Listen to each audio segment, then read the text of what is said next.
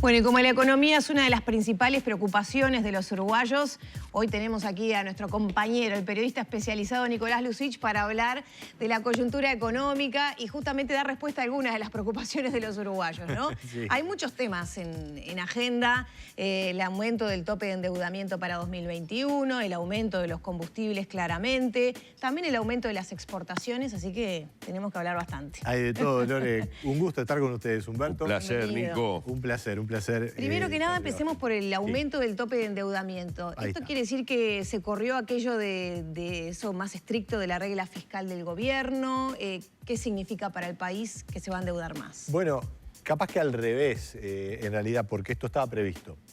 El Uruguay tiene diversas, o ha tenido a lo largo de la historia, diversas pautas para que, entre otras cosas, el Poder Legislativo pueda controlar o tener información de cómo van las cuentas del Estado. Y justamente el tema de endeudarse o no, hay un compromiso de que el Ejecutivo informe al gobierno si se eleva, si se supera el tope de endeudamiento, por qué es y en cuánto. El presupuesto último, ya había habido, digamos, pautas parecidas en años previos, pero básicamente el presupuesto último planteó un determinado nivel de endeudamiento de unos 2.300 millones de dólares para este año, pero la pandemia continuó en el año 2021. Y lo que pidió el Poder Ejecutivo, dado que va a tener gastos extraordinarios por el tema del coronavirus, calculados en unos 980 millones de dólares, eso es lo que está pautado como proyección para este año del Fondo Coronavirus. A mí me gusta aclarar que el tema del Fondo Coronavirus en realidad no es un fondo, sino más bien un criterio contable, donde el Ministerio de Economía ha decidido poner allí todos los gastos directamente asignables a la pandemia. Unos que son bastante obvios, las vacunas, los costos sanitarios, y después el impacto, por ejemplo, que se estima en sobrecostos por subsidio de desempleo, también van por allí subsidio de seguro de enfermedad, etc. Esos son 980 millones de dólares. Y es uno de los factores, yo diría el principal, que obliga al Estado, que aumenta el déficit y obliga al Estado a endeudarse más. Por lo tanto, la proyección de 2.300 millones no se va a poder cumplir por estos gastos extraordinarios y se pide un 30% más, que lleva el tope a 2.990, casi 3.000 millones de dólares. El gobierno estima que en realidad se gastaría un poco menos, 2.700 millones. Ese monto de dinero va a ser lo que va a aumentar la deuda del Estado este año. El gobierno en realidad está manejando dos andariveles y la ministra Gabriel ha sido bastante clara en eso. Ha seguido intentando ahorrar, y de hecho el presidente de la calle Pou ha hablado de un ahorro de 600 millones, pero claro, a eso hay que sumar estos gastos extraordinarios por el coronavirus y por lo tanto el déficit está en niveles bastante mayores a lo que es la proyección futura cuando esperemos definitivamente la pandemia quede atrás. Cuando eso quede atrás, estos gastos extraordinarios por la pandemia ya no van a ocurrir y el déficit será menor. El gobierno lo quiere llevar a un 3% o eventualmente menos en los próximos años. Pero ¿Le dará el tiempo para hacerlo? y depende de la pandemia, ¿no? Depende de la pandemia, porque... ¿Por qué, Nico? Esto me parece importante. Hubo un momento, antes de que asumiera este gobierno, sobre finales, te diría que en los últimos 2 años del gobierno del Frente Amplio, que hablábamos todos del déficit fiscal. Todos sabíamos sobre el déficit fiscal, que si llegaba al 5, que pasaba al 5,5, que llegó al 6, que nos íbamos al 6,5. Bueno, durante toda la campaña la discusión fue el déficit fiscal que ha dejado el Frente Amplio, las líneas de crédito que a Uruguay se le van a cortar, si nos bajaban o no nos bajaban el índice de no sé cuánto.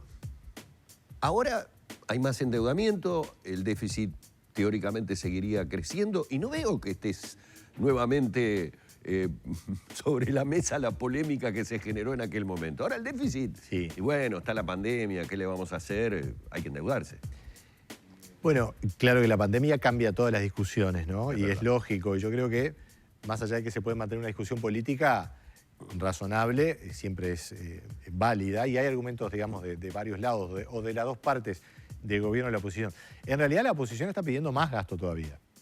Y el gobierno lo rechaza en aras de, o digamos, siendo, si se quiere, en línea, siendo coherente con aquel discurso de cuidar el gasto. El equipo económico es claro en ese sentido. Yo reitero, si dejás para afuera los gastos coronavirus, el déficit va bajando. Es más, ya está en este año 2021 por abajo de su nivel del año 2019. ¿Sí? Sí, o incluso capaz que un año más para atrás, Ajá. dejando fuera este gasto extraordinario. Cuando pones este gasto extraordinario, el déficit por eso. está La cosa en el torno del cambia. 5%. Claro.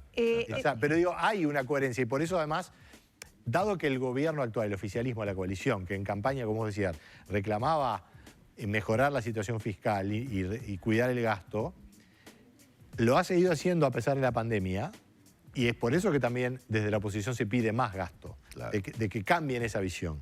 Y ahí está la contraposición. También desde la oposición se ha marcado que las proyecciones de crecimiento de la economía son muy optimistas, ¿no? De hecho, algunas han ido bajando esas proyecciones. Sí. La pregunta es, ¿el país va a estar en condiciones de poder pagar ese aumento del endeudamiento, que en definitiva es lo que nos importa? Eso es clave porque podemos discutir mucho.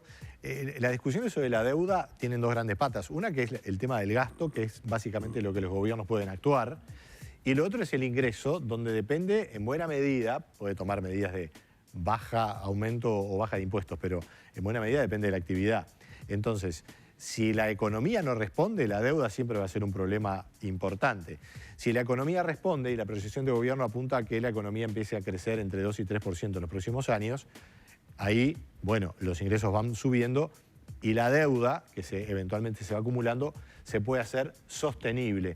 La proyección del gobierno es esa, que la deuda neta se mantenga en el eje de 57%, un poco más, un poco menos. Si es optimista o no el gobierno en sus proyecciones, bueno, el gobierno plantea 3,5 y buena parte de los analistas están planteando que no va a llegar a eso. El Fondo Monetario todavía no lo actualizó, planteaba un 3%, la CEPAL planteaba un 4%, tal vez la CEPAL lo ponga en un contexto más de estimaciones generales del continente. La economía, el problema que tiene es que se habla de una salida en K, porque hay sectores que suben y otros que bajan. Bueno, en realidad la economía es una sola. Y efectivamente está, digamos, como cada dos velocidades. El agro, las exportaciones agropecuarias, las agroindustrias, están en un buen momento porque aumentaron los precios y las exportaciones están aumentando mucho. La construcción también, mal que bien, se ha sostenido, incluso ha avanzado en algunos capítulos. Bueno, allí está liderada por el proyecto de UPM, pero también hay alguna otra actividad. Se espera que mueva más todavía la construcción con obra pública, pero no ha estado mal el sector de la construcción.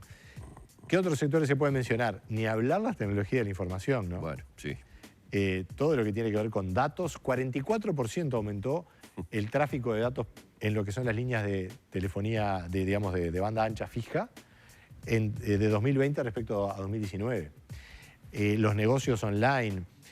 Hay un sector muy interesante de servicios que son los servicios audiovisuales, que al Uruguay han venido, tal vez no sea de los más importantes hoy por hoy en la economía. Pero el presidente ha dado señales claras, ¿no? Con sus recorridas de impulsar a ese y genera empleo muy sector directo. Muy directo. y aumentar los subsidios. La agroindustria también genera empleo directo y mucho indirecto, ¿no? Por el transporte, etcétera. Pero después tenés toda otra área que está truncada. Los restaurantes están a media máquina. Reabrieron o han estado con protocolos, pero la gente todavía... Sí, el mundo del entretenimiento en general y y el del turismo, espectáculo y el turismo, ni que hablar. Turismo, gastronomía y los comercios de atención directa y presencial todavía están bastante golpeados, diría muy golpeados en algún caso, empresas que han caído. Hay un gran tema además porque la revolución tecnológica es tan profunda que estos golpes la aceleran y hay muchos comercios presenciales que se están preguntando si realmente vale la pena retomar como antes o aprovechar para cambiar el modelo de negocio. Entonces, es difícil pronosticar. Yo creo que va a haber un empuje, pero creo, esto es una visión, esto es un análisis, esto Sí. yo puedo opinar, pero el enfoque del gobierno es dar condiciones y está bien, dar condiciones de inversión, tratar de bajar los costos, buscar inserción internacional. Ahí los logros no son todavía muy concretos y seguramente van a demorar. Y efectivamente esas mejores condiciones que el gobierno busca tendrán consecuencias positivas. Yo creo que va a venir inversión y hay un mejor ambiente de negocio, se preservó el grado inversor, que no es un tema menor. Bueno, pero eso quería preguntarte y ya vamos seguramente, Lore, con el tema combustibles, que ha sido la gran polémica de la semana. Pero con respecto a esto, cortito, dijiste en un momento, el contexto de la pandemia cambió todo, ¿no? Hablando del tema del déficit fiscal y todo. También el contexto de la pandemia, que es mundial, ¿cambió el ojo de las calificadoras de riesgo y pasó a ser un ojo más benévolo o los parámetros son los mismos? no parece tan benévolo. Creo que las calificadoras, que tienen equipos técnicos razonables, entienden la situación. Pero a Colombia le bajaron el grado inversor. Fitch particularmente, que es la que sigue más de cerca al Uruguay, Sí. digo yo, también Sí. a las otras, pero es la que tiene el menor escalón en grado inversor, pero con perspectiva negativa. Nos tiene allí con la amarilla. Sí. Porque además hay un tema que Lore lo decía, la economía uruguaya, acá hay un tema muy importante y es, una vez que salgamos de la pandemia, la economía se va a volver a enfrentar a los desafíos de competitividad que tenía antes. Claro. Que es antes de que arrancara el gobierno, es decir, acá hay una coincidencia con el ciclo electoral. Pero, a ver, entre 2016 y 2019 la economía uruguaya prácticamente no creció. Hubo un crecimiento del 1 y pico, creo que fue 2016 o 2017, y después 0,8, 0,7 o menos. O sea, eso para una economía es prácticamente nada. Entonces ahí está la preocupación, porque si seguís con un déficit alto y no creces, vas a tener un lío. Bueno, y en este contexto que venís dibujando y con este corset, por ejemplo, de la competitividad, donde la Sí. exigencia de bajar costos hace años que viene empujando y no se ha podido, ni un gobierno ni otro, bajar sustancialmente tarifas, por ejemplo, de electricidad, a pesar de las mejoras en las ventas, en la exportación de energía, por ejemplo, de UTE, y el tema combustibles. ¿Cómo va a impactar? Es decir, ¿cómo todo eso va a terminar resultando en la economía de las personas de a pie? Y con esto sumo entonces el tema de los combustibles. No para discutir si el mecanismo está bien o está mal, porque eso creo que ya hemos hablado mucho. Los que les parece mal, los que les parece bien lo defienden. Sí. La cuestión es que eso hace subir el resto de los precios, ¿verdad? Como es habitual. ¿Qué se espera a futuro de este mecanismo? Vamos a plantear de la siguiente manera, que creo que puede ser ilustrativa para los televidentes. Están subiendo los precios de exportación. La carne, además en carne hay mucho volumen más. Los granos valen más, también hay algo más de volumen, sobre todo precio, lácteos, la celulosa vale más. Pero también valen más las cosas que importamos. Es decir, el escenario de aumento de precios internacionales vale para todo. Esto ya había pasado en otros tiempos. Yo recuerdo particularmente cuando se decía, bueno, en tiempos de gobierno de Frente Amplio, entre el año 2006 y 2014 fue un periodo bastante auspicioso, con algunas fluctuaciones, pero precios internacionales altos. Pero bueno, también subía el petróleo y me acuerdo en aquel momento el ministro Astori decía, bueno, sí, no se puede tener alto lo que vendés y bajo lo que comprás, va todo en el mismo lugar. Esto creo que explica este tema del petróleo. Si bien el petróleo es un mercado que tiene sus particularidades.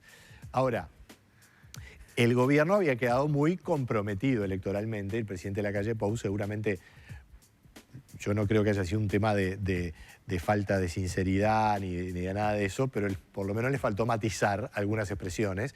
Dijo, no van a subir las tarifas. Y ningún político puede decir no van a subir la tarifa de combustible, porque si el petróleo se te va a $100, es imposible mantenerlo, a no ser que hagas un gran agujero fiscal para mantenerlo. Claro. Entonces quedó bastante preso de sus palabras en la campaña electoral y ahora evidentemente está pagando un costo político, porque el petróleo subió y además está el tema de la eficiencia de ANCAP, que ahora además se le reconoce, es decir, el aumento de combustible, hubo 3 aumentos, ¿no? La mayor parte de ese gran aumento que hubo en los últimos 2 meses corresponde al aumento del petróleo, pero hay una parte importante, 3 pesos por litro, que es lo que ahora se le reconoce a ANCAP como sobrecosto. Se le dice a ANCAP, está bien, no pierdas más, te pagamos 3 pesos por litro de gasoil o de nafta, y te reconocemos esos sobrecostos de biocombustible por el subsidio de Supergas, por el Portland y por algún otro costo financiero. Y ahora la idea del gobierno es empezar a trabajar sobre esos costos, que es en la interna de ANCAP, que va a ser un gran lío con el gremio. Nico, polemicemos un poco porque me parece muy bueno lo que se ha escuchado para aclararle a la gente. Ayer yo escuché que esto fue votado por todos los partidos políticos. El régimen el modo. Claro, porque la precio. negociación iba hacia otra cosa, que era la libre importación de combustible. Como eso no se podía dar, se negoció esto y ahora me salen a decir que esto fue votado por todos los partidos políticos. Entonces, ¿cómo todos los partidos políticos votan una cosa que después una parte sale a criticarla? ¿Lo votaron? ¿No lo votaron? ¿Era esto? Eso es así, además el Frente Amplio lo votó. Y luego, bueno, si bien quedó impugnado en la LUC, en el referéndum, en la iniciativa de referéndum, ya son cuestiones más políticas, pero creo que es un poco lo que decías tú, Lore. El mecanismo ya se sabe cómo ella está y se puede discutir, Pero el asunto es el tema de fondo, porque tampoco vamos a cambiar mucho el escenario, y creo que los televidentes lo tienen claro. Sí. Decir, está bien, si lo ajustás cada 2 meses, cada mes, o lo ajustás cada tanto. Si lo ajustás cada tanto y no lo ajustás bien, vas a generar una gran pérdida, o si lo ajustás de más, vas a generar un problema de competitividad. El tema es que se pague el justo precio. Pero acá hay 2 discusiones cruzadas Sí. entre gobierno y oposición, pero la otra es entre los productores rurales y los transportistas, y el gobierno o la política en general. Es decir, se comprometieron a bajar los costos de ANCAP y no lo están haciendo. ¿Y por qué no desmonopolizan? Porque en el proyecto de ley del gobierno estaba la desmonopolización. Y el Partido Colorado y Cabildo Abierto dijeron que no. El Frente Amplio tampoco lo iba a apoyar. Pero ese es el tema de fondo. ¿Cómo se plantea ANCAP en términos de competitividad?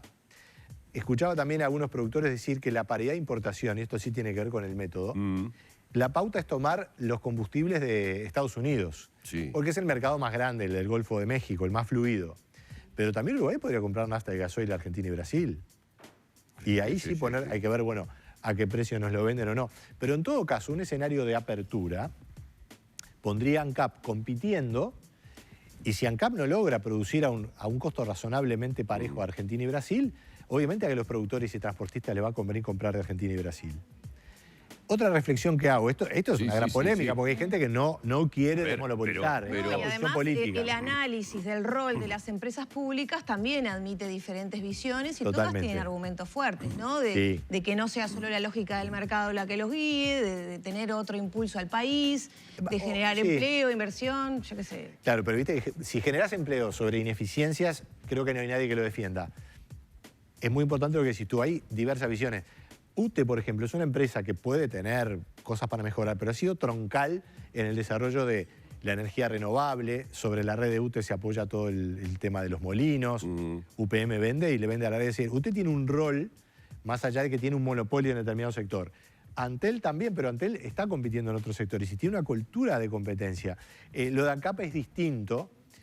Y uno puede plantearse también, bueno, si queremos mantener ANCAP por una cuestión estratégica, en una situación de apertura, sin monopolio, se pone a funcionar y tendrá una pérdida, porque si no es todo eficiente, tendrá una pérdida, pero se podrá cuantificar y se podrá asumir o no cuánto es eso.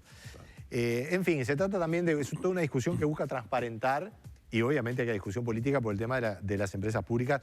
Otra vez. Sí, otra vez. Otra vez. Nicolás, un placer, ¿eh? Para mí Muchas es gracias un gusto estar siempre con por ustedes. habernos visitado nuevamente. Encantado. Nicolás Lucich, periodista especializado en economía, en el periodístico de la mañana del 10. Arriba, gente que ahora se va con el móvil con Vero Chevalier.